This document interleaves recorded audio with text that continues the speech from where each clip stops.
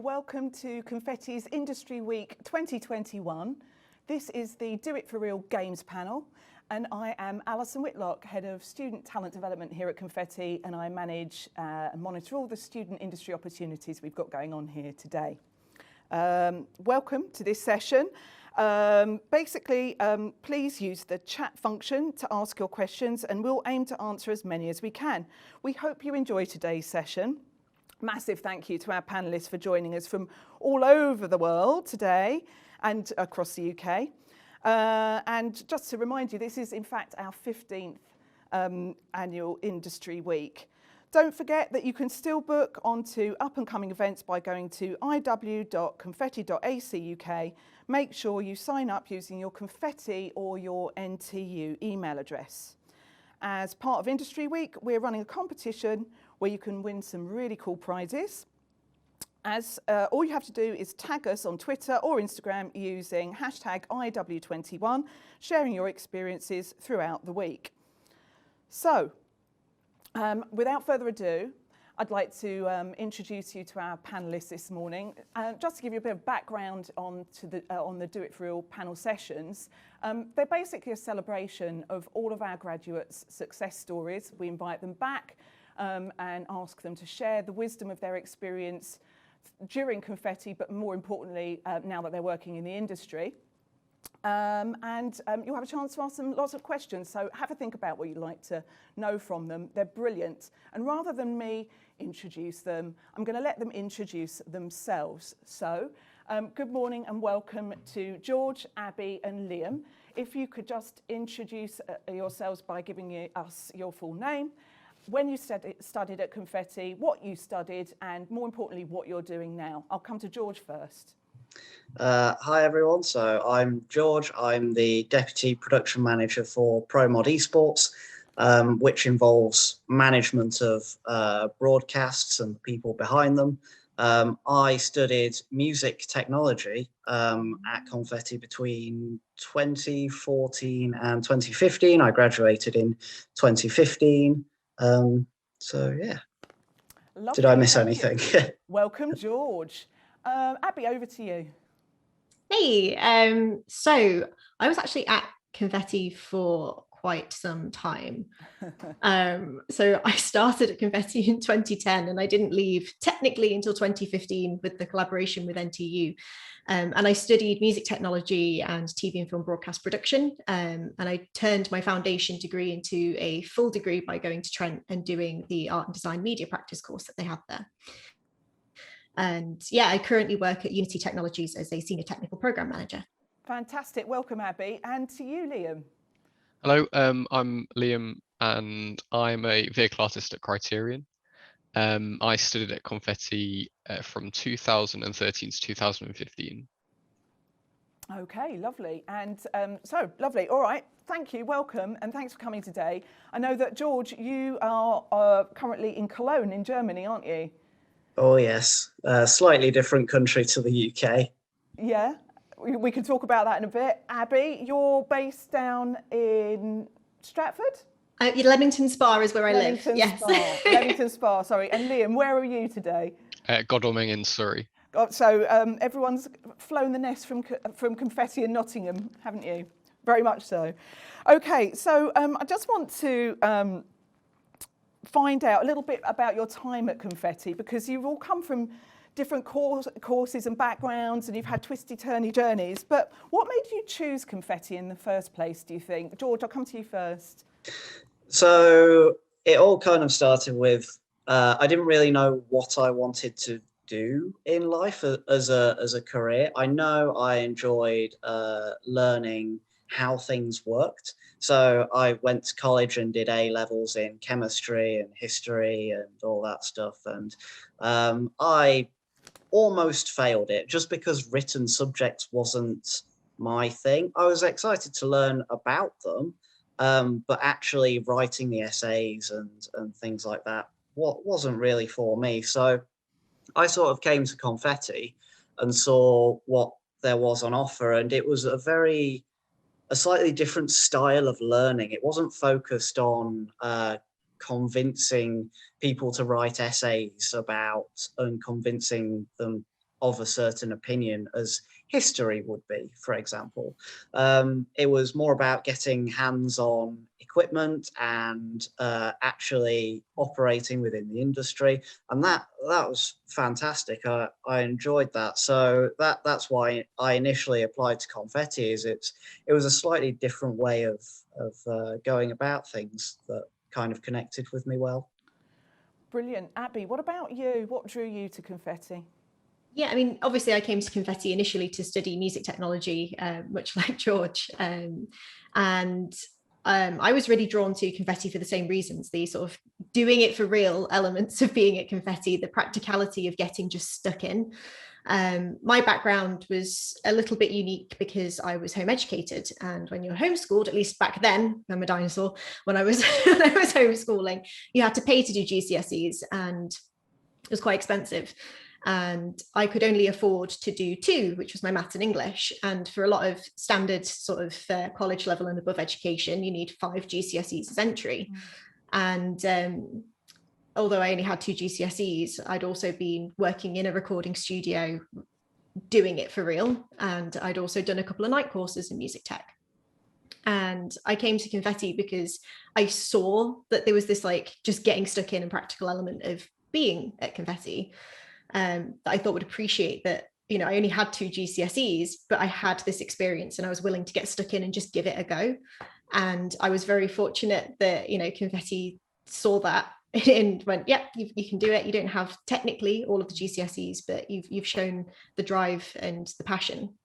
And yeah, I was fortunate enough to get on the music tech course and start.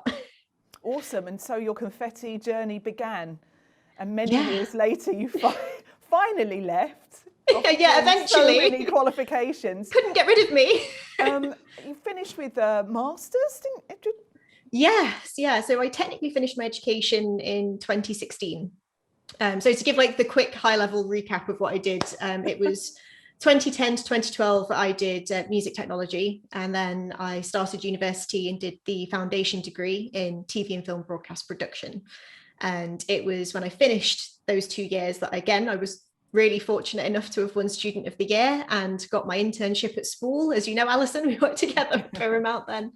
And I was really lucky because Spool supported me in still going and doing my 3rd year. So I worked full time over the summer. And then I cut my hours back to do 20 hours a week at Spool, and then did a couple of days in university to finish off my degree. So I got a BA in art and design media practice. And then at the end of that, I was again really fortunate and got offered a scholarship to go and do a multidisciplinary master's at Trent. And I did that in visual communication, media analysis and globalization. So it was a long haul. Wow, and very twisty-turny. And it continued to twisty-turny afterwards, didn't it? It did. Did. Pause there. I'd like to ask Liam what drew him to Confetti. I mean, I'm kind of echoing a lot of what has already been said, which kind of speaks volumes about Confetti and like the ethos that it provides with working and that practicality around the industry. But I remember distinctly I did work experience before I actually came to Confetti. And that was really good because I had a week at Confetti and I actually had a day in each like media segment. Wow, that's great.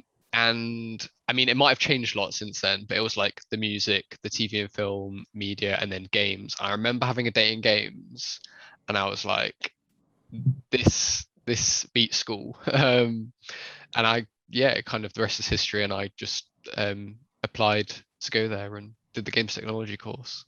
And did you did the Games Tech Foundation degree, was it? No, so I did my further education, just the 2 years, and then I went to university. Right, gotcha. So, in thinking about your time at Confetti, how do you feel that Confetti supported your career decisions whilst you were at Confetti and then directly after you'd left? And that's a question. Let's go Abby first. Yeah, so I think the best thing about being at Confetti was the opportunity to just get stuck in and give things a go, and also the opportunity to meet other people from different courses. And that was obviously really important for me as somebody who started in music and has ended up working in games. You know, it was a fundamental part of my decision to go into games was actually just talking to people who were on the games course whilst I was studying film and studying music. It's interwoven its way, I guess, into my decision making in ways that I couldn't really see until I sort of stepped back and look back.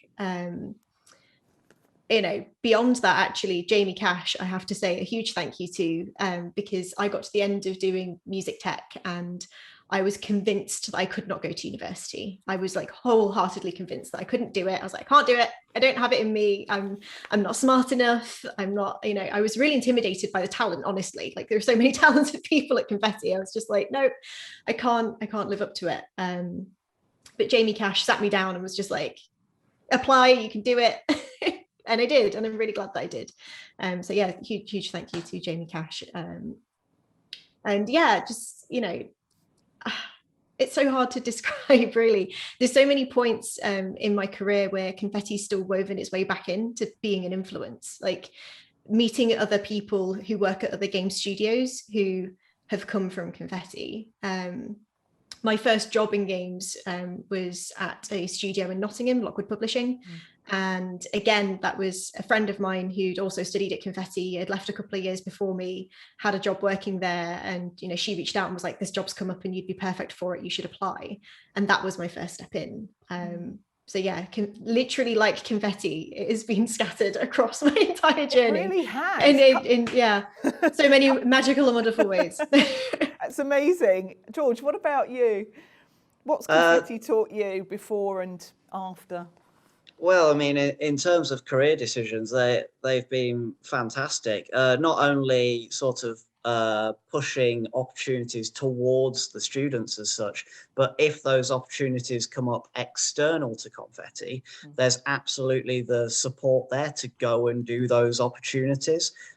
Even if, and this is a very rare example, that if an opportunity collided with a lesson, in some cases, they would rather you take the opportunity and go and get the industry experience than being sat in the lesson. Obviously, try and work it around your schedule or all that kind of stuff. But that's first and foremost was quite a surprise for me because I'd never experienced that level of support before just go out and do it. So I ended up doing some really crazy projects, which I'm sure we'll talk about later. So yeah, very supportive, and it's great. Brilliant, thank you. Great answers. Right, okay, just to conclude the confetti section of this chat, have you got a best memory of Confetti or a thing that was the most valuable thing you learnt whilst at Confetti, would you say? Coming to you first, Liam, this time. I think it was the first, because it's such like a collaborative effort to do the projects. And because it's a lot like, being at school, being part of an exam hall, you're completely on your own. You are doing that paper or that assignment totally by yourself. And I remember doing the projects and like collaborating with other people, especially, and this was like the individual assignments too, of like completing the work, let alone all the group projects that we did. And I think it really taught me the power of a team. And it kind of sounds a bit cliche, but it is so true that like one mind is a lot worse than like 5 minds put together on creating work. And it might be that because everybody has weaknesses and everybody has strengths, and that all together like creates like a really powerful project at the end of the day. And I think that has actually stuck with me to now. Like I will talk more about the COVID times later, but like right now it is the hardest it's been because you just don't have as much collaboration as you did, and that was the first lesson I think that Confetti taught me in education there. Great answer. And so much of what we do in the creative industries is teamwork, is team-based. Absolutely, like so team-based to like get that end 99%, result. yeah. Abby, what about you? Have you got a best memory or a valuable lesson from Confetti time? I've got both. I mean, best memories, I think for me, honestly, was the sort of early Knots TV days. We briefly discussed before coming on.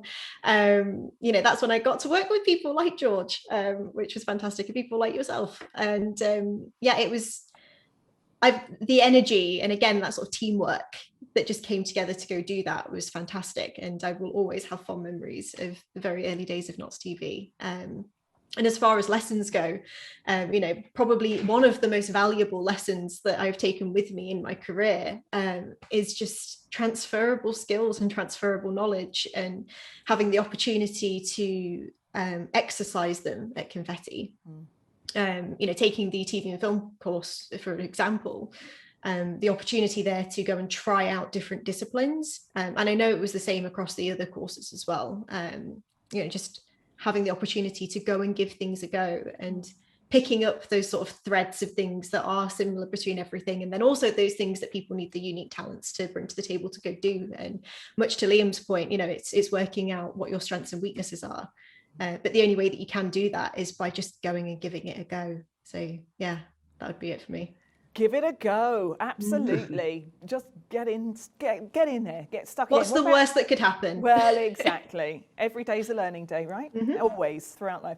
And George, what about you? Best memory, most valuable Best nugget? memory, I would say Confetti knows how to throw a party. And I don't mean that probably in the way that you think, because I think Confetti's parties are a little bit different, because they're parties where you can meet other people in the industry, as Abby mentioned, meet people on other courses, bringing in that teamwork vibe and effect. So they're not parties in the traditional sense, but they are fantastic to go to and meet new people, learn new things, and all around have a good time. Absolutely. I mean, networking can be fun, right?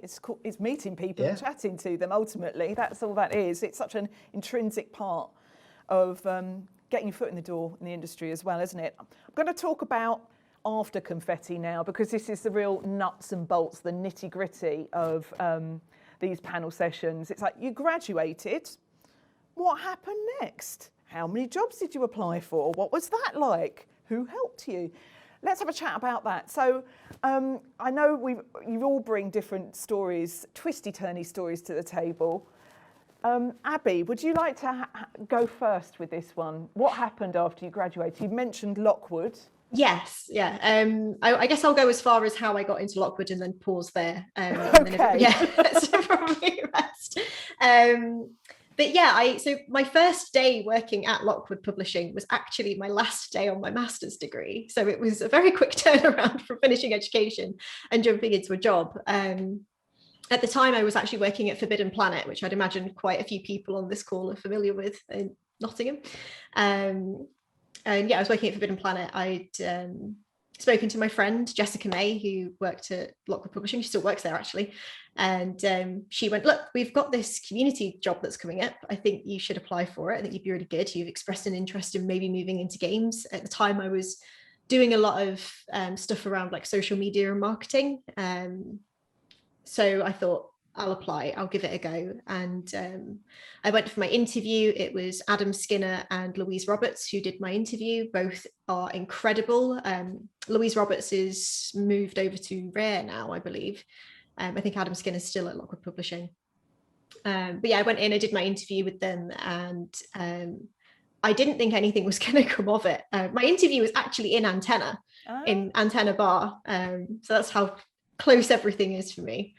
And yeah, I was like, oh, I'm definitely not going to get it. And then, yeah, I got an email the next day going, job's yours if you want it. I was like, really? So I was really lucky. I was really lucky because I know that it's very rare to only apply to one studio and then get that job. Was it literally you just applied for that job and then? Well, yeah, because I assumed I had more time. Yeah, I assumed I had more time because I thought, well, I haven't even finished my course yet. I assumed I had more time, which actually is a piece of advice that I would give to everybody: is start applying before you finish. Like, do start applying before you finish, because there's such a rush after the fact. That I think a lot of my luck in getting that job was going early. So do get ahead of the curve, start as soon as you can. But yeah, I didn't think that I'd get it, and I did, and I was like, oh, okay. So yeah, first day in. Wow. George, what about you? Tell us your first steps of graduating? What happened next? How many jobs you applied for? Did you apply for one job or? It's almost a similar experience to Abby, actually. So I should highlight that after Confetti, I went to De Montfort University in Leicester and did a third year to complete a full BSc in audio and recording technology. And during that time, I freelanced for a company called ESL or ESL UK. I'm sure a lot of the games students will probably know about ESL. So I freelanced for them for about 6 months, and it was coming to the end of my my studies, coming close to graduation, and they said to me, "Well, without interview, because we've gotten to know you over the past 6 months, would you like a job, and how soon can you start?" And I tried to say, "Well, I'll probably have a little bit of a break after uni of like a week or so, you know, get my breath back." And they said, "Oh, well, what day do you finish university and can you start then?" So I was incredibly fortunate, but it's all due to me being in the industry, Yeah. as Abby said, before I actually graduated. But George, what I'm hearing is that you'd already started working for them whilst you were studying. So though it was like two circles, Yeah. concentric circles, and as one was finishing, another one was starting, which is really smart. And as Abby said, it's like get ahead of the curve, get ahead of everyone else, start Absolutely. applying early. Liam, what was your experience when you graduated? It was pretty insane, to be honest with you. So I'll talk about like going on to the next steps, because I didn't do my higher education at Confetti, but I remember a really distinct conversation. I don't think he works anymore, but there was a tutor called Sean who we got on so well. I just think we had such similar interests. And I remember we had like a one-to-one tutorial, and he was like, you know, so what do you want to do afterwards? And I saw on his portfolio that he had a car, and I'm such a car fan. And I was like, oh, like a job where you can just like make cars for games. And he was like, that job exists.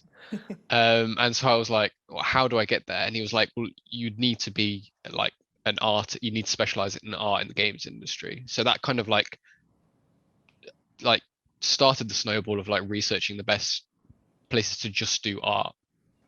So then I went to university, but then so like my story into work in the industry is for me like a bit of a soft spot, because I love racing games, and there's like a handful of ones that that I had on like my final year presentation where I was like, I'd love to work at these places. And there was a little indie studio called Play Sport Games, which made a real-time strategy racing game called Motorsport Manager. And I remember also having like a lecture, and it was kind of just echoing exactly what Abby was saying, was like get ahead of the curve. And it might sound really simple, but one top tip advice is research who makes the games. Like, and I don't mean the studio, I mean the people, because you can follow them on Twitter. A little bit weird, a little bit stalky, but it makes sense. Just and then you can kind of keep a feed of what those places are doing. Anyway, I went to a event called Develop Brighton, which is a games industry event.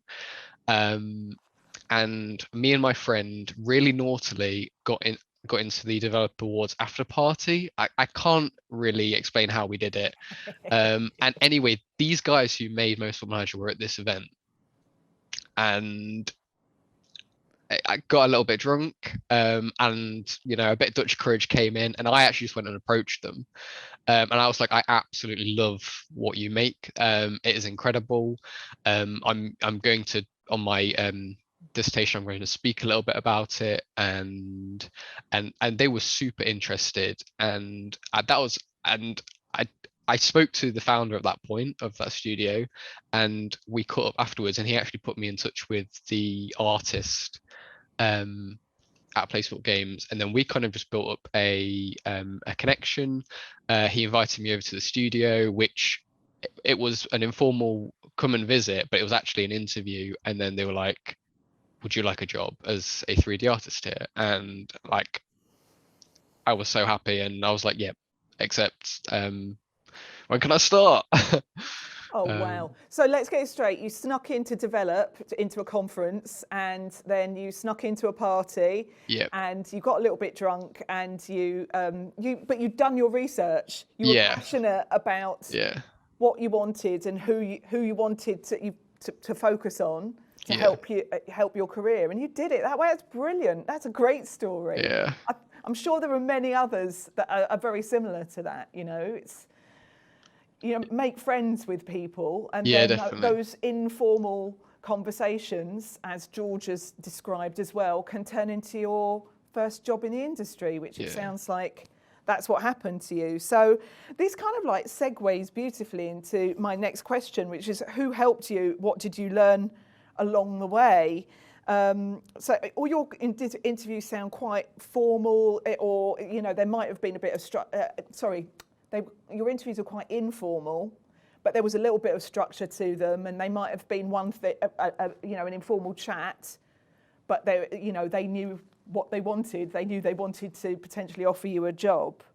So, what other tips did you learn along the way, and who helped you with those on that journey?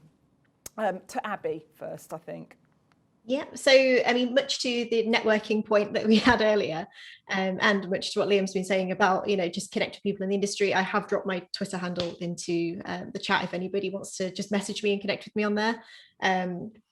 Yeah, a huge part of learning about the industry was just talking to people in it. And obviously started in games as a junior community assistant. And I'd previously been doing sort of coordination and production in film. And I knew that was what I wanted to do long-term in games. So I took it upon myself to start reaching out to people who were doing project management and production jobs in games, and just asking them about, what are the special skills that you have to do your job? What are the things that, you have to know to be able to do what you do well?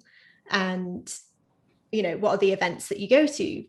What are the tips and tricks? And just used it as a way to collate sort of the things that I needed to do next, right? Like a lot of progression in any job is proof of concept. It's being able to prove that you can do the thing that then you'll be expected to do day in and day out. So as I was working as a junior community assistant at Lockwood Publishing, I knew that I needed to demonstrate abilities to coordinate and manage. So I took on things like organising Game Blast, which is an event for Special Effect, which is a charity that I'm an ambassador for now. And that only came off the back of going and doing these events with them. And that was like a 24-hour live game stream that we did from Antenna. And just demonstrating that I had the ability to go and coordinate, I then stepped up into a coordination position in that studio, and then eventually ended up moving into the role that I'm in now. Another thing that I would stress to anybody who wants to come and work in games is like, it is a big family. Like, it is a big family, and everybody knows everybody. So treat everybody in the same way that you wish to be treated yourself. Kindness is incredibly important. Empathy is incredibly important. Just treat everybody how you wish to be treated, and go talk to the people who do the thing you want to do, and be inspired. Not emulate, but go take and make your own version of it.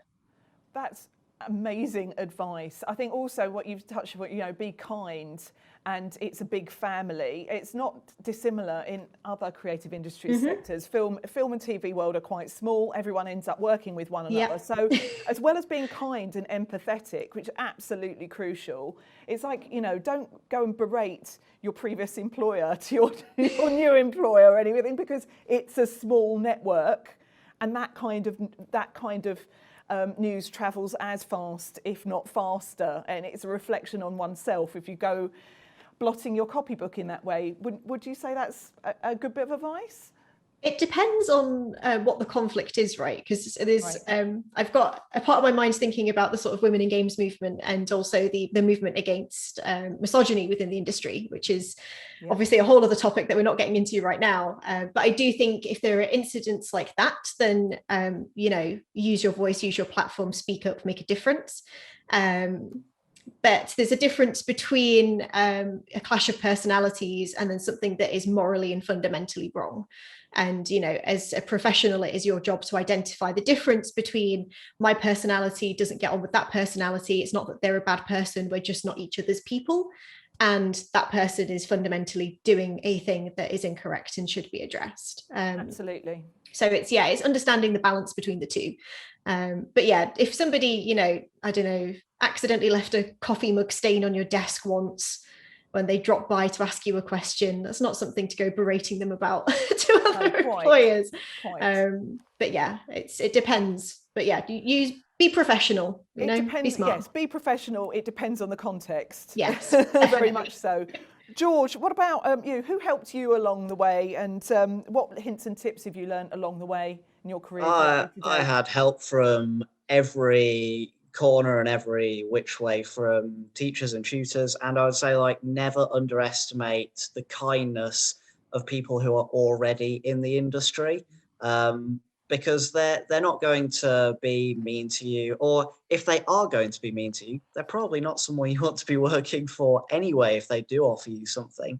But there's absolutely no shame or nothing bad about not knowing something. And they, more often than not, will actually appreciate being asked something, and like having that conversation. And then that link is open for you to keep conversating and to help push you further. So there's all kinds of communities out there that can help with that, especially in games. You know, as Abby rightly said, games is quite a big family. So yes, there's definitely communities out there who help a lot. Brilliant. And what about you, Liam? Was there a single mentor or a person that helped you along the way, or would you say that happened at various stages and there were lots of different people? Yeah, I think the family thing, I don't think you kind of realize how strong it is until you actually experience it. I've had a lot of experiences where like people have left who I've like loved working with and just like, you know, had the best time. And although they are really sad, there's always that we'll work again soon, like we'll work together again soon. Like it's not like, oh, we'll never work together again, like we will. Like it's almost certain that you're going to come across these people in the industry again. But in terms of like, speaking of like mentors, I think like there's been parts of the journey where like there's been one person that's like stuck out. Like I spoke about Sean earlier when I was at college, and there's people at uni, and then my first job, and then where I am now. But they kind of just like, you know, they turn from one person to like being a family. And there's parts where like, just because you know those two people who have been like big parts of your career, you could end up playing games together, so then they meet each other. And because it's so easy with the technology we have these days, is that then they know each other, so then they'll know each other for the future. And it kind of becomes like a network and a web of just people that are like of like good people as well. Like if you obviously think of someone in such high regard, it is probably quite a common thing that somebody else will too. Usually those people congregate and make cool stuff, which is like why great companies make great things. And those, I truly believe that those people like thrive in the industry. Brilliant. Don't forget, we're looking forward to receiving some of your questions to our panellists. So if any of the things that they've been talking about so far have sparked any questions you'd like to ask them, please get writing those questions in chat, and I can ask them on your behalf.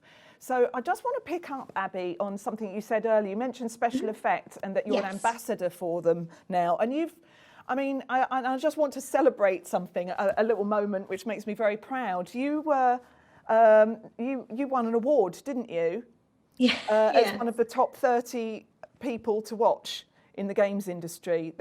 In the last 12 months. Yeah, this was for 2020. Yeah, do you want to talk a little bit about that and also your work for special effect? Yeah, I guess I'll talk about the threads of being connected to the games industry through stuff like that, because As well as doing my job, I work as a special effects charity ambassador, a BAME in Games mentor, and a Women in Games ambassador. And I do different things through different avenues of those. So the BAME in Games mentorship, I currently mentor 2 people in hopefully taking their first steps into working in games, which is great for me. It's a good way to test your knowledge of something, is trying to explain it to somebody else. And that's one of the amazing things about doing a mentorship, is it really keeps you on your toes and makes you brush up on your own skills and knowledge.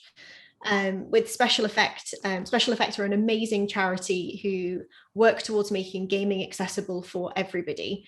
And accessibility in games is just something that I've always been incredibly passionate about. And I've always strived to bring it up as a hot topic on all of the projects that I've worked on.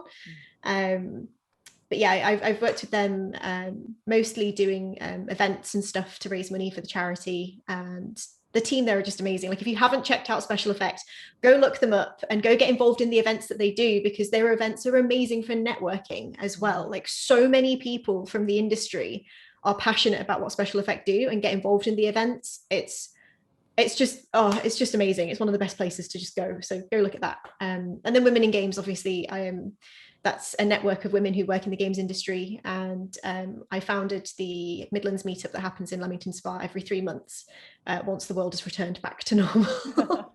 And yeah, it was a shock getting listed in the 30 under 30 2020 list. I got nominated by the people that I worked with at 2 different studios, because it was at a point where I just left working at Lab 42 Games, and I'd started working at Electric Square. And yeah, I was blown away to be nominated. It was incredibly humbling. It was nice to know that the things that I was being recognized for wasn't necessarily, oh, she's really good at emails and spreadsheets. It was more, she really cares about the team. And I guess that ties into the kindness and empathy thing. Yeah. Which again are lessons that I learned very early on in my career, right? Like, I think something to quickly call out now, because we're getting towards the end of education. We're approaching the summer for a break. We're at full-blown feedback and review time. Feedback is a gift, and it's good to remember that. And fierce feedback is also a gift. And the things that people are telling you now are because they care about you, and it's because they want you to do well. It's not because they don't care or they're trying to upset you. Feedback is a gift.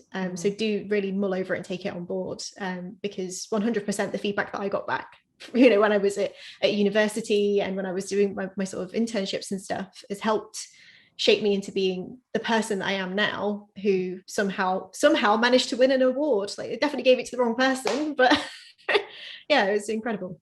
That's really valuable advice, Abby. Thank you. And again, congratulations to you. That's no small achievement. It sounds like you've been very, very busy since you left, and it's paying off, and you're being recognised for your hard work, which is amazing. It's really, really great.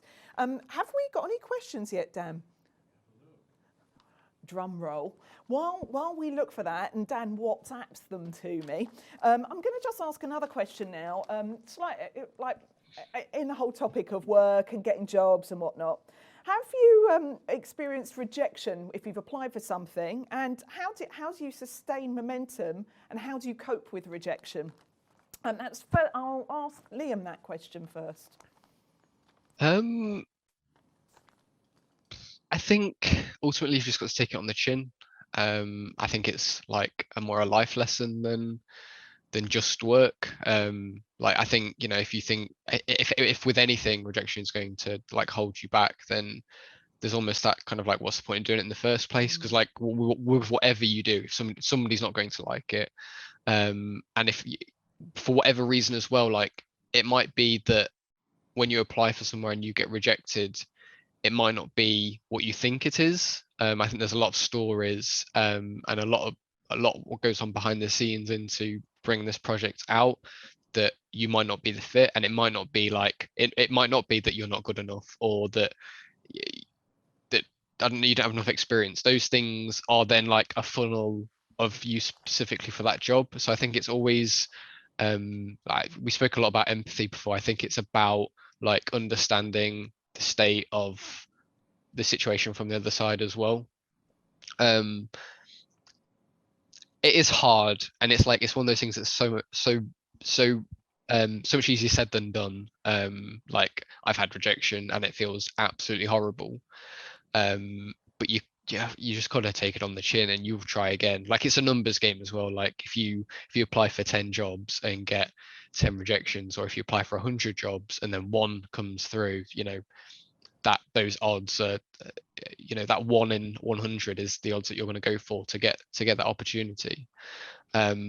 So like, my best advice is to just not let it hold you back. In fact, maybe motivate you even more to be like, if you believe it is those things that you're like, they might come from like natural insecurities, like, oh, I'm not good enough. And if you believe that, like, there's only one way to beat that is to learn more and get better and keep practicing your craft, and then that next time you'll be more ready for it. And if you think you're not again, then you just carry on until you're the best that you possibly can be, and then somebody will give you that break.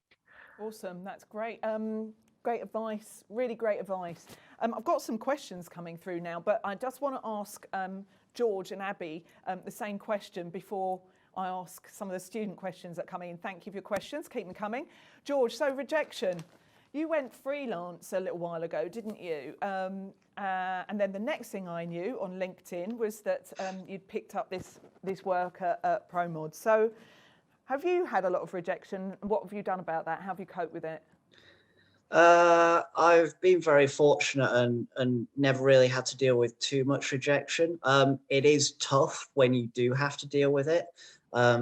The thing to keep in mind is, like, as we said before, the games industry is huge. So if you have the drive and the passion, you will definitely find something out there for you.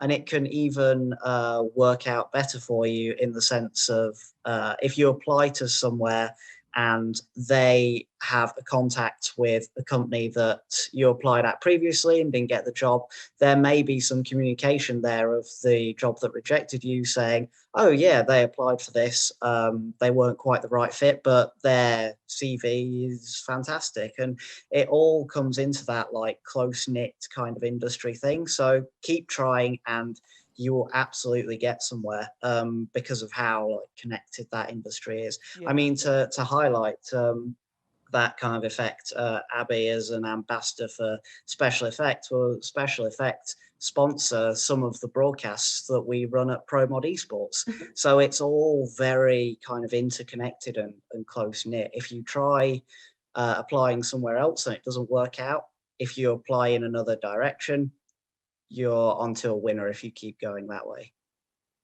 Thank you, Abby. What about you? Yeah, so my first bit of advice actually with rejection is, if you've applied for a job and you get a response back saying, thank you, but no thank you, I would actively encourage every single one of you to reply to that email, thanking them for taking the time to look at your CV and your application and asking for feedback. Like, it is one of the most valuable things that you can do, is just getting direct feedback on what it is that they were looking for that you don't have just yet. Because sometimes it can be, just the way that a portfolio was laid out. And again, a bit of advice that I would give on that is make sure that when you are applying for a job that you get to the point, you're very clear about the skills that you're bringing to the table and the areas in which you want to continue improving, and make it clear how to navigate and access all of your work. Because there are so many applications that actually taking that initiative to just make it easy to see your work in the first place is sometimes the difference between your application getting looked at or you getting an automatic rejection letter. So that would be my first tip. The other thing would be, don't take rejection personally. I think, much to George's point, I've been quite fortunate. A lot of my career moves have been through networking and meeting people and being approached about jobs that have come up at new places. And once you're on that track of getting to know people, that happens more. But I have had the odd rejection, and the main thing is to not take it personally. I think the window in which I sort of had some rejection in my career was when I was moving from Nottingham to Leamington Spa, and there were 2 studios of all of the studios that I applied to that didn't give me an offer. But a lot of it was more to do with the skill set fit that they were looking for. It wasn't as if I wasn't at the right skill. It was just there was somebody who already had more experience in that area. And I only found that out by asking the question. I didn't sit there despairing. which is easy to do. I think that's really easy to, get rejections and just take it personally, but you should take it on the chin and ask for feedback. It's absolutely crucial. That goes Just for say any thank industry. you. Just say thank you. It goes such a long way. And and it's much to George's point, it is a big family. Everybody knows everybody. So if you apply somebody else, they go, oh yeah, that person was really polite when they applied to us and they asked for feedback and they took it on board. They'll love it. Humility goes a long way, as you say. It's like, okay, I appreciate that I didn't get it this time, but please, I'd like to learn why. Yeah. It's really good. Every day is a school day, like you said. Absolutely. Every day's learning day, every day's a school day. So I've got a couple of Liam-related questions that I'm going to ask you. One's from Reese. And is there a difference between working at Criterion compared to PlaySport? That's a really good question. Yes. I was at PlaySport Games. I think the maximum we ever had in the studio was 20 people, and I was an artist among 2 or 3, depending on the time. So like I was a very large cog in a very small machine. Well, not very small, but like you understand that like it was a much smaller project. Whereas at Criterion, they're obviously a AAA company. They are bringing out a AAA game. Although the specialized vehicle art team is like about 8 people, but that team to bring out that game is huge. It's humongous. So like your exposure to all the team members is almost impossible. And I think Criterion do a really good job of trying to make it possible, especially in the pandemic with the events they put in place. But it's totally different. My responsibilities are so concise. I work on like one thing alone, which is what I wanted, which is really good. But yeah, like when you're working at an indie company, like it's almost like anything related to art. Liam, can you do it? I can try. It's like, okay, and like everything's on fire until you get it done because you're just like working on that one thing. But yeah, I think they are 2 completely different experiences that I've had so far. But I think in any kind of indie company, both companies have their benefits, and there are some valuable lessons to learn from both of those approaches where you have to put out small fires every 15 minutes at a smaller company, or compared to really getting stuck in and focused on a specific role, a larger company where you are responsible for one thing and that is it, but you get very, very specialist in that area. Good question. Thank you for that one. I've got another one, Liam. And it's worth pointing out that Liam is actually doing another talk after this, aren't you, Liam? So there's going to be other opportunities for students to ask Liam some questions in his next session that he's doing shortly. But another one for you, Liam, before we move on to some other questions. Is working in the games industry ever repetitive, or is there always something to look forward to? That's an interesting question. I always try, because it is amazing working in games, but I always try and like refer to it as like the Hollywood of like an office job kind of thing, where it is an office job at the end of the day. You are just working at a desk, but what you do is so cool and so fun and so rewarding. And what you create as well at the end of it, and like seeing it go to an audience and seeing people's feedback and seeing reviews, is quite like show business in that way. You are on stage, and the work you create, although like they don't know there's a name to it, that you've put work towards it. But in terms to answer the question, is it ever repetitive?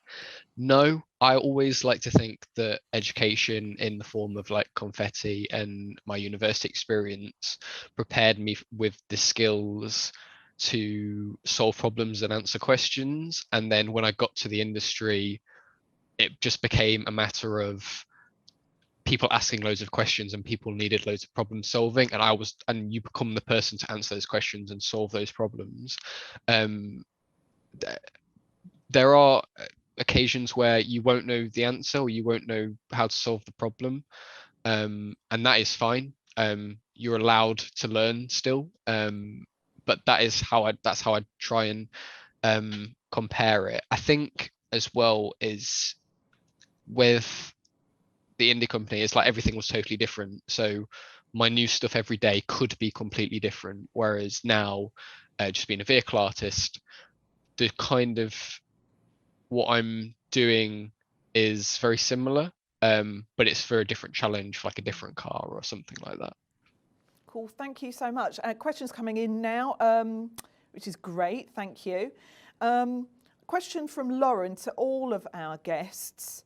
What's the best way to stand out in the games industry? I think that's a really interesting question. Who'd like to take that one first? I can. Go on then, Liam. We all got very British then, didn't we? You go first. You go first. Need to form a queue. I think we spoke about networking. If you just go to an event, I think naturally, I know I am quite an introvert person, so like going to these events can become quite difficult just to go and put yourself out there. But I think if you go, you're already in like the top 10% of all the people that want to make it to the industry, the people that actually go there and make something of these events. I know it's hard with COVID as well, so like I'm only speaking of like when the world is back to normal, but when things are back to normal, like just going, I think will put you leaps and bounds above a lot of people. Abby, to you, Yeah. what do you, how do you stand out in the games industry? Well, given my height with a stepladder. So my first piece, again, of advice would be get on LinkedIn, get on Twitter. Most game devs are on Twitter. Would you say those are the two social platforms that are, the top two? Are there Yes. others? Because it depends on which sector of creative industries you're in. Yeah. It? So it's LinkedIn. Yeah, for just general communication and outreach, just get on LinkedIn and get on Twitter. Obviously, you've got things like ArtStation and stuff that are great tools to use. But for just initially getting a social presence and starting to talk to people, LinkedIn and Twitter are great places. Twitter's great because it's a place where you can be both professional, but also put your personality out there. I think when employers are looking to hire people into their teams, they're not just looking for a skill set, they're looking for somebody who can match the vibe of the family that they've already got. So it's important for them to see, what your favorite biscuit is to have on your lunch break, or, to see your pets. We had a great discussion about pets before starting this. Just to understand a bit more about you as a person and how you are going to fit into the culture of the studio.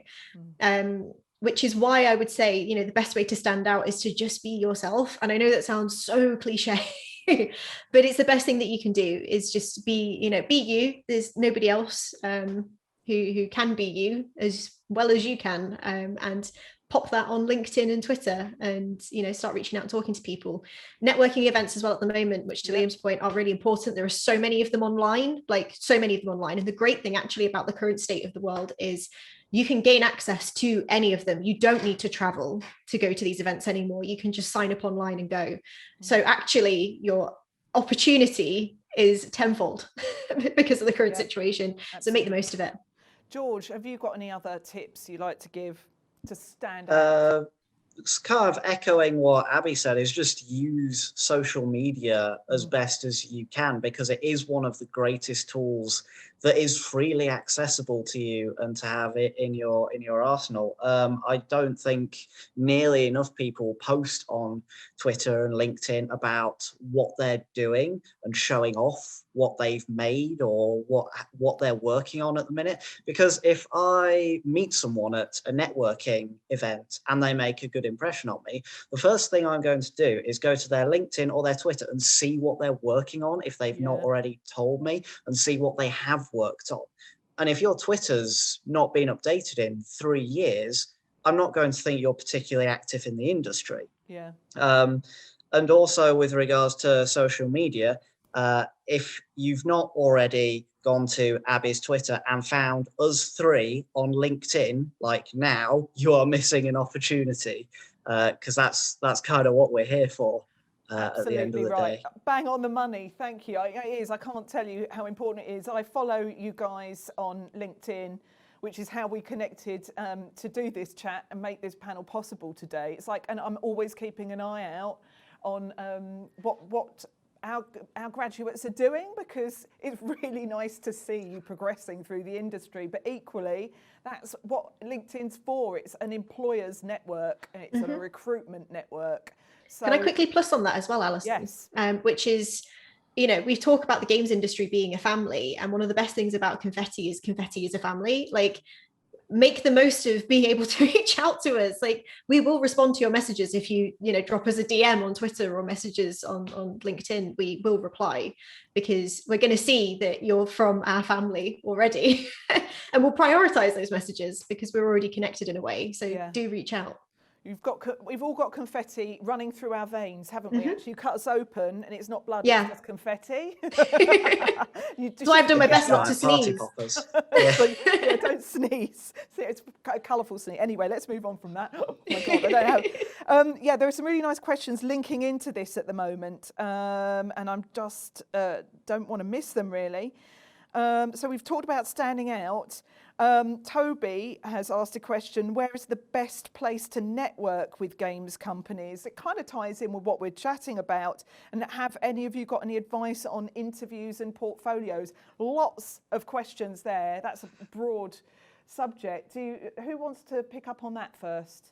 I'm happy to quickly jump in on the interviews one. Again, pro tip for going into interviews is remember that an interview is a two-way thing. I think a lot of people go into interviews thinking that they're there to impress the employer, which is true, but you are also making a decision on where you are going to invest a chunk of your life. So go into interviews with questions for your employer too. They like it. It's a nice change of pace when somebody comes in for an interview and they have questions back about the work culture, or what the working day is like. What's our version of desk Hollywood, to Liam's point. Always come prepared with questions as well. And again, as we've already discussed here, after connecting with people and doing a bit of research, come back with questions about what it is that they've been working on and their experience and stuff. It just shows that you're well researched and you're invested and interested. And we've already covered, I think, networking and stuff quite extensively, so I'm not going to add anything else to that, but I would say just be prepared for interviews with questions to ask back. Anyone got any tips on sorry, carry on. I was just going to say about the events. You have like industry focused ones, and you have like more customer facing ones. So like EGX comes to mind as being like quite a consumer, invite anybody in who just wants to try out games, a bit more of an expo, whereas like Develop Brighton is a bit more of a like an industry focus. So anybody can go to those expos, but they are more internal to the industry, so everybody who actually works there will most likely attend. That's the best place to probably try and reach out to those types of people. Got any advice on portfolio building and what makes a good portfolio, how you should present your portfolio, what platforms you should put your portfolios on?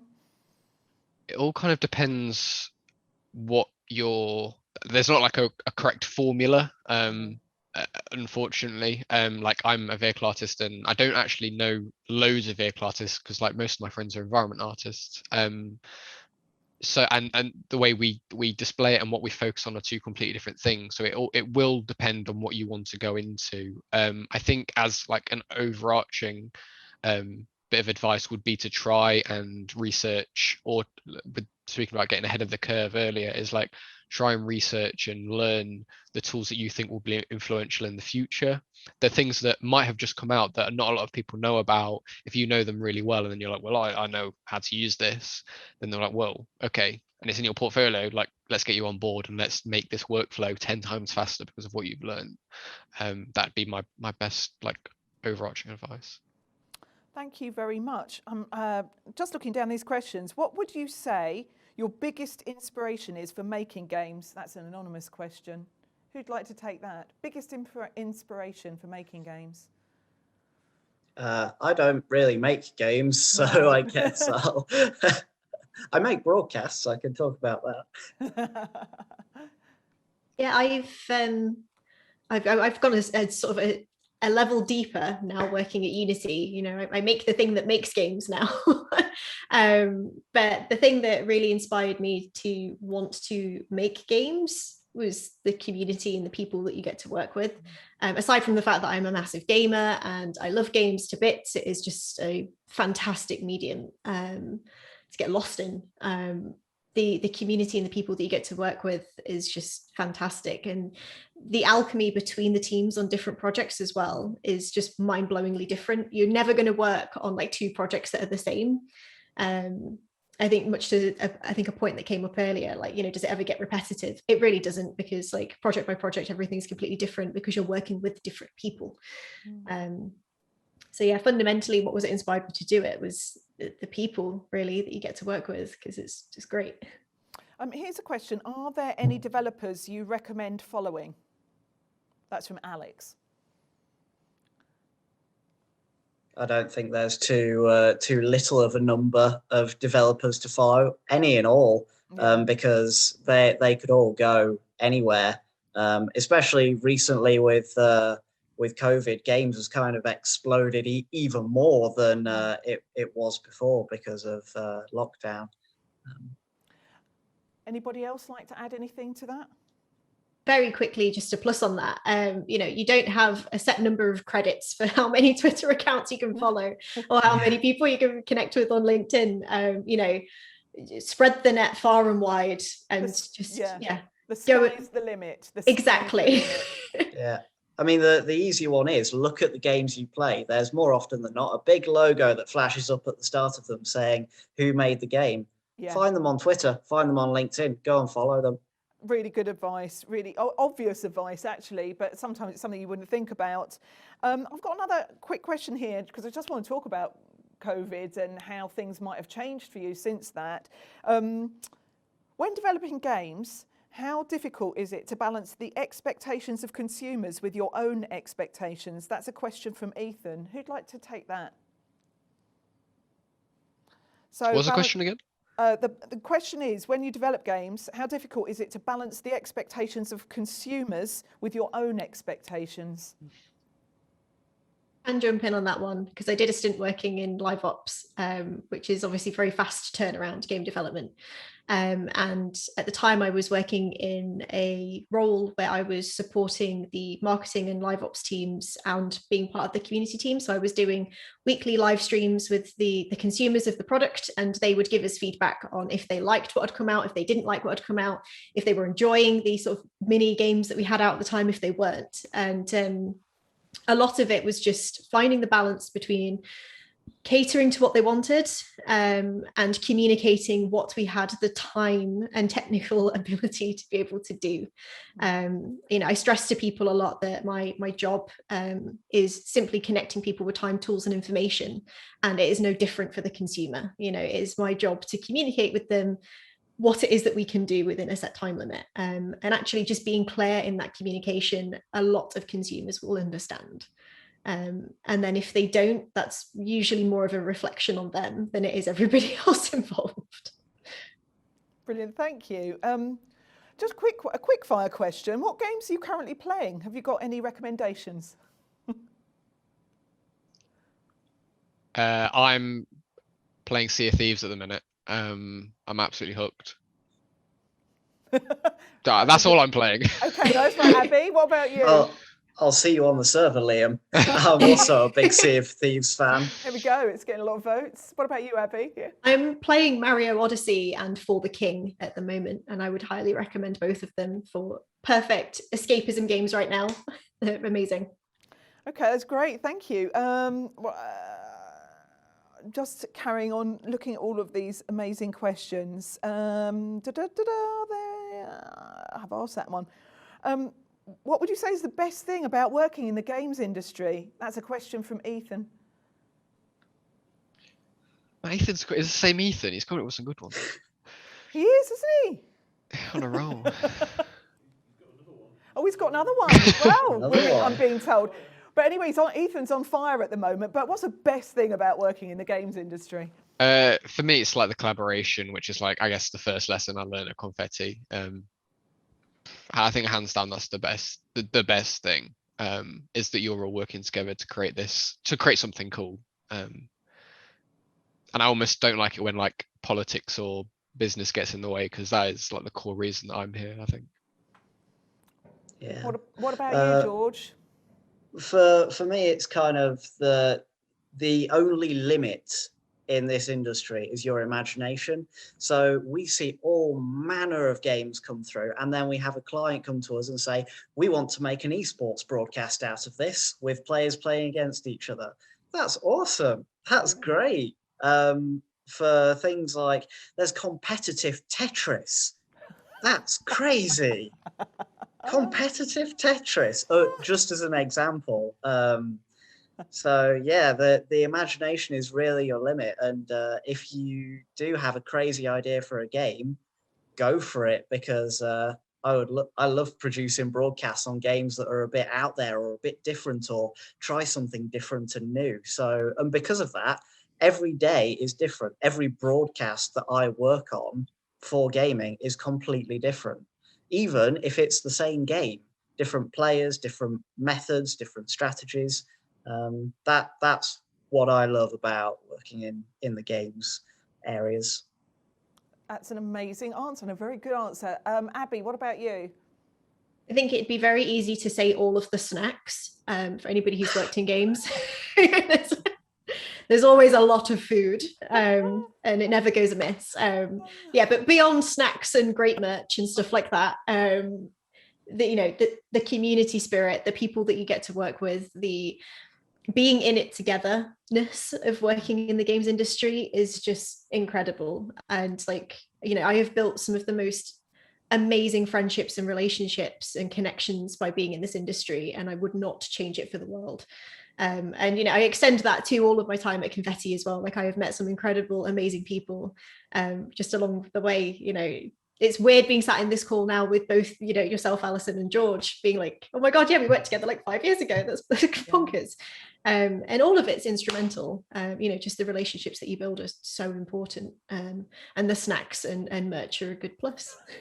I think that's a brilliant answer. This is a good one. How would you recommend getting more experience in the industry? That's from Toby. How do you get more experience in the industry? Game jams. Whilst you're at university, you have the perfect opportunity to get involved in game jams. They're an essential part of just getting stuck in and figuring out what it's like to actually work collaboratively with people that you've maybe not had to work with before, because that's what starting a new job is, right? Having to work collaboratively with people you have not worked with before. I would sing it over the hill for miles. Game jams, go do them. They're great. And actually, the amount of online game jams that are happening right now, it's fantastic. We've got one going today, actually, with some of the NTU schools. We're doing an online game jam on. I know, I'm gutted I can't get involved. Oh, what a shame. Maybe we can sort something out for you, Abby, actually. Yeah, I think the next time. Just to add on to that about game jams, they're also a great teacher of scope. Whenever I do a personal project, I'm always like, well, I want to do this, this, and this, and this. It doesn't matter how long it takes me, because I have as long as it needs to finish it. Whereas when you're doing a game jam, you might have a week, you might have a day, and it's going, oh, I want to do this, this, and this. But I've only got a day, so we need to scope this back. We need to pull this. We can't do this. We could probably do this instead. And they are very, very, very, very valuable lessons.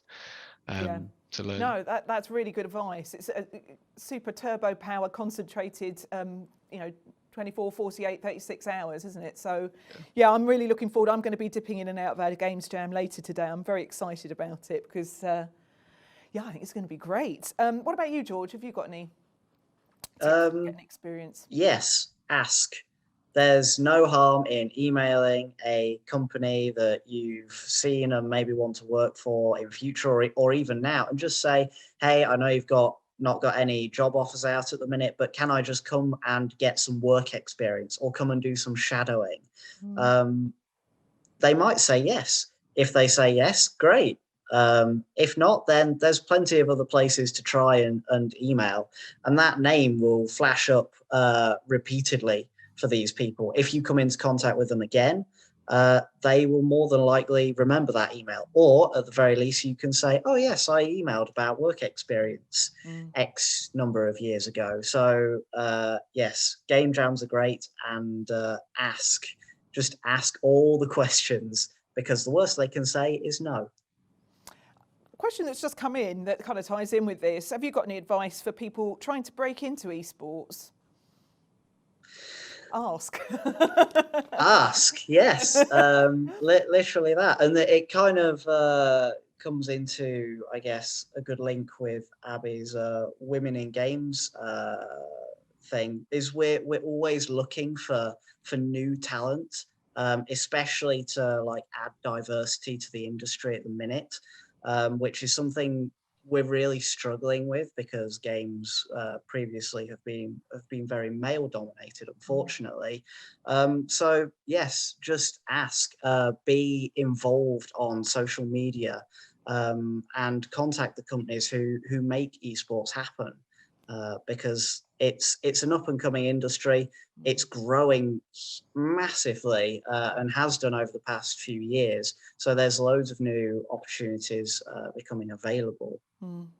Brilliant, thank you so much. When trying to get a job in the industry, have you got any tips for looking confident without appearing arrogant? That's a question from Ethan. He's on fire, isn't he? That is a really good question as well. Like that is something that's like a line you've got to straddle. I mean, like the most important thing is to be yourself, but I think it's important to be confident with what you're talking about. So for me, just speaking about like vehicle art, if you can, I think the biggest thing is if you go into an interview, first of all, my 9 times out of 10, if you've been invited to an interview, you've passed the work bit, they're impressed with you, they've seen your portfolio, like they're happy with that. It's now a personality test more than anything. And I think if you can go in and you can go in with your work and like never be like, oh, it's the best thing I've ever produced. But if you can go in and be like, not shy, but like confident in saying what you could have done better if you'd had more time, what you would have changed, and like confident in that respect, I think that'll do really well in an interview, because you know it's all about improving, right, and failing faster. So if you can pick out those small little bits that you would have improved on in an interview, I think that speaks volumes about your personality as well. Anybody else like to add anything?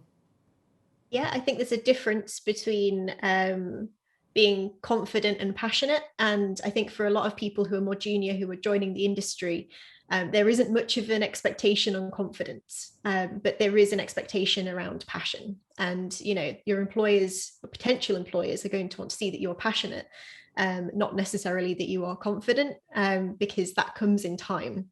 I think I can probably speak quite fairly for, you know, all 3 of us on the panel today. Like, we are still doing this, like we are still learning, we are still growing, we still have so much further to go, and there is a level of confidence which comes from being in an environment for a long period of time. But I think it's really important to hold on to a level of vulnerability. And, you know, employers are, much to Liam's point, incredibly keen to hear people talk about their work and what they would have done if they had more time, and what they would have changed now that they've maybe learned a different skill set or have seen something different. You know, just being open, honest, and clear is integral. But don't force confidence. You know, passion speaks louder than confidence. Excellent. And just to +1 on that quickly, a lot of the people who work in games got there because they themselves are passionate about games. So if you are passionate about games, they will be able to see that in you almost immediately, whether you've got confidence or not. If you can talk passionately about what you do, what you have done, they will be able to see that. Excellent, thank you. Really good answers and really good questions, guys. Thanks very much. We've probably got time for about 1 more before we wrap things up. Before I go to my final question, which you know what that is, and actually a student's asked it as well. Anyway, this is a question from Hannah. Do games companies expect you to know everything on application, or have you found that they try to develop and teach you new skills on the job? That's a really interesting question. Liam, what do you think about that? I think it's important to know as much as possible, and use that time that you'll have at like university or college or the institute of where you're learning to learn those things. Like you're not expected to know everything, And also like where you work as like a developer on a game as well has such proprietary technology that they use just for what they do. Like you can't know that outside of the work that you do.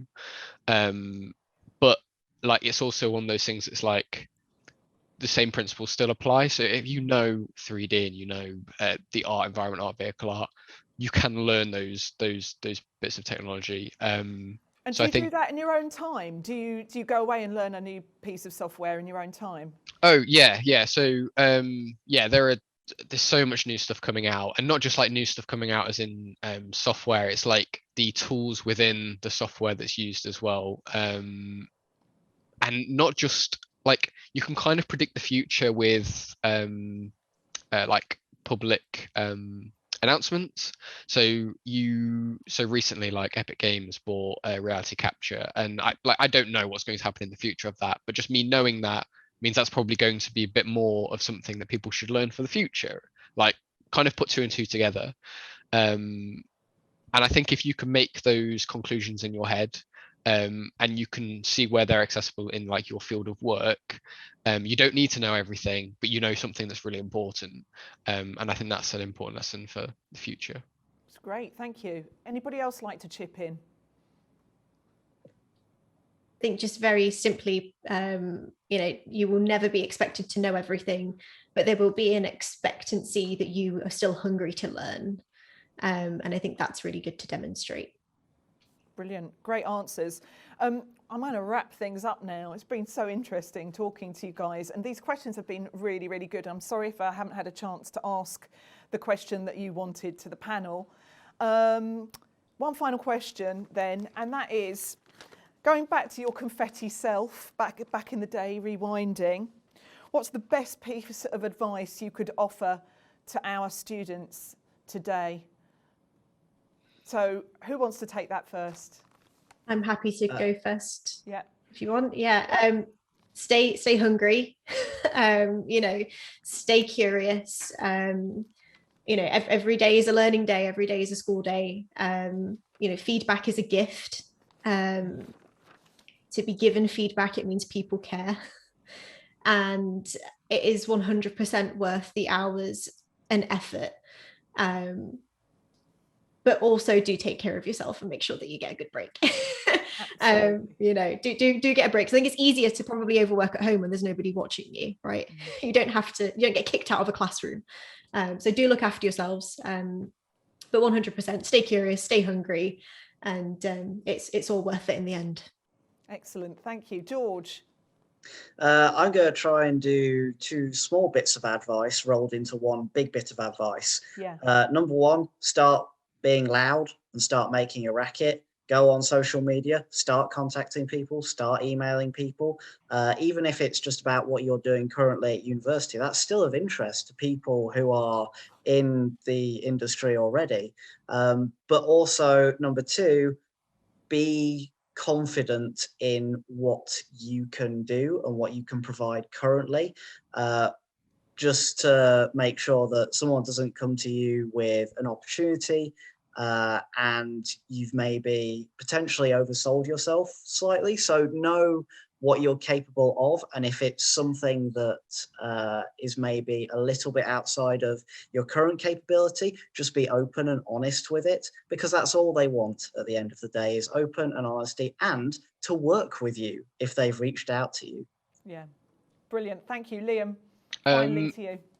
I think most of it is going to just add on to what Abby said. I just saw a comment that just said like, how do you stay hungry or something like that. And I guess what I tell myself earlier on is to know what I want to do sooner. And that like how you do that could be like exploring all the options available, or like once you find something, really dive into it. But that has helped me stay hungry. So like I learn, and I could have learned from an earlier age what I really like to do, but because I really enjoy those things, I can stay hungry because I can see like people doing that work. I'm like, I want to get as good as them. Like that is how to like kind of really keep that motivation going, is by knowing what I really want to do. That's brilliant. Thank you so much. If we were all assembled in a room now, I'm sure that our student audience would be very happy to give you a huge round of applause, but I'll do that on their behalf. Thank you to George, Abby and Liam today. Clap yourselves as well. Thank you so much for joining us.